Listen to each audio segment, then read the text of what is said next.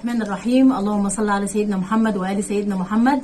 طب القلوب دواءها، وعافية الأبدان وشفاءها، ونور الأبصار وضياءها، وروح الأرواح وسر بقائها.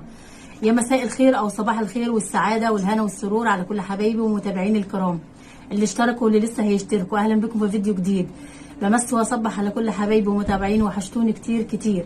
عاملين إيه؟ إن شاء الله بخير وسعادة يا رب دايما. النهارده هعمل معاكم فيديو حلو جدا لصينيه كوسه باللحمه، حلوه جدا جدا، هتعجبكم كتير.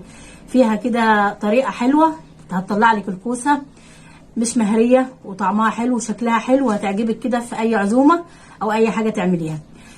قبل ما ابدا الفيديو، ان شاء الله لو عجبكم الفيديو لايك للفيديو واشتراك في القناه وتفعلوا الجرس عشان كل ما ننزل حاجه جديده توصل لكم ان شاء الله على خير.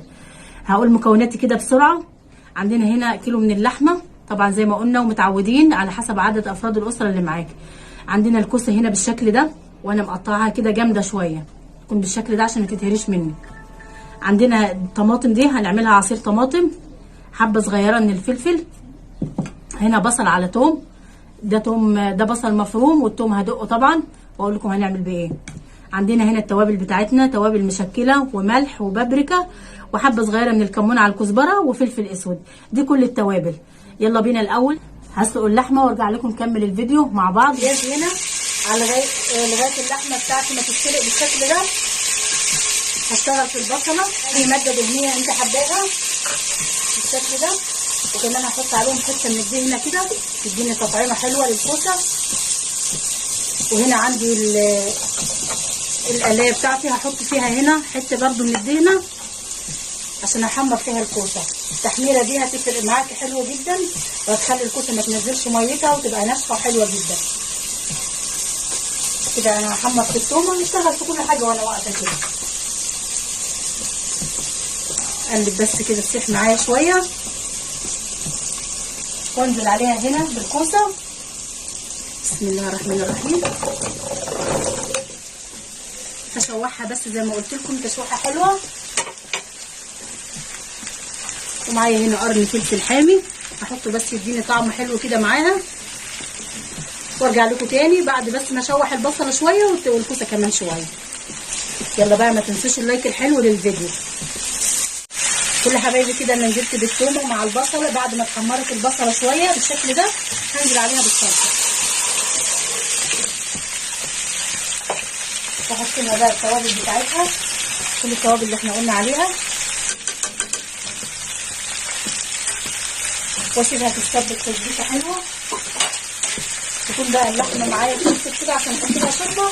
ومعايا هنا الكوسه اهي بالشكل ده بحمر فيها، هي تقريبا كده خلصت وبقت معايا تمام. تتسبك الصلصه ونرجع نشوف ايه هنعمل. يلا بينا بقى اللايك الحلو للفيديو في التكات والحركات اللي هنعملها مع بعض. كده احنا حمرنا الكوسه بالشكل ده لغايه ما نزلت ميتها وبقت تمام كده. عندي كمان الصلصه غليت اهي بالشكل ده. هعمل ايه بقى؟ هعمل كده، هاخد الكوسه احطها هنا، شايفين الميه اللي نزلت منها كلها دي هتخلي لي الطاجن حلو خالص بعد التحميره الحلوه دي.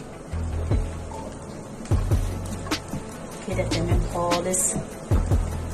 ونقلب كده كويس. واقول لكم بقى على التركايه دي اللي انا هعملها في اللحمه، عملتها في صينيه البطاطس قبل كده باللحمه، حلوه جدا جدا وبتدي طعم حلو للحمه. هخلص بس دول وتغلي معايا كويس واقول لكم على التركه دي. كل حبايبي كده انا حطيت اللحمه، حطيت فيها حمرها، دي التركه اللي بقول لكم عليها. لما تحمريها وتحطيها في الصينيه او في الطاجن بتبقى خطيره بالطريقه دي. جربوها هتعجبكم. انا زي ما قلت لكم جربتها في صينيه البطاطس باللحمه. حطيت شويه من الجبن بالشكل ده، خليته يتحمر معاها وهيبقى كده تحفه. ومعايا هنا الكوسه استوت نص التسويه بالشكل ده، شايفين ماسكه نفسها وحلوه ازاي.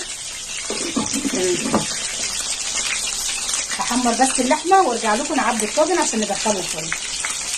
رجعت لكم بعد اللحمه بتاعتي ما اتحمرت بالشكل ده وادتني اللون الجميل ده. معايا هنا الكوسه، بسم الله الرحمن الرحيم. لو انت عايزه تدي الكوسه غلوه بعد ما تحطي كل حاجتك اعملي كده. والكوسه مش محتاجه، يعني احنا لو دخلناها الفرن هتستوي معانا بسرعه لان كل حاجه هنا مستويه كويس، مش بتاخد وقت. يعني حتى لو احنا سوينا الكوسه 3/4 سوا برضو هتستوي معانا حلو برضو. شايفين لونها حلوه قوي وجميله وشكلها حلو.